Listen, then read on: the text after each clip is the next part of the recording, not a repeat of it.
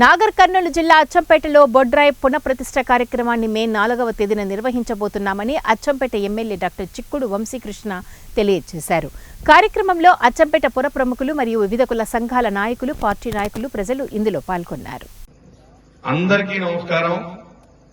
అచ్చంపేట పుర ప్రముఖులకు, అచ్చంపేట ప్రజలకు మేము ఇక్కడ కూర్చున్న వాళ్ళందరం ఒక చిన్న విజ్ఞప్తి ఏమిటంటే, అచ్చంపేట పట్టణంలో ఎప్పటి నుంచో బొడ్రాయి ప్రతిష్టాపన చేయాలని అందరి మనసులో ఉన్నప్పటికీ కొన్ని అనివార్య కారణాల వల్ల చేయలేకపోయారు.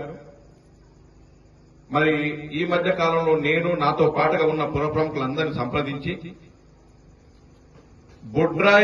అచ్చంపేట బొడ్రాయి పునః ప్రతిష్టాపన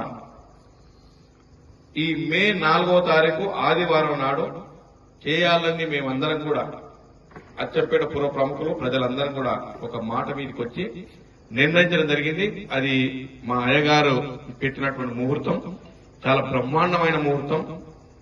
మరి ఈ రోజు నుంచి 90 రోజులు మనకు కాల వ్యవధి ఉంది.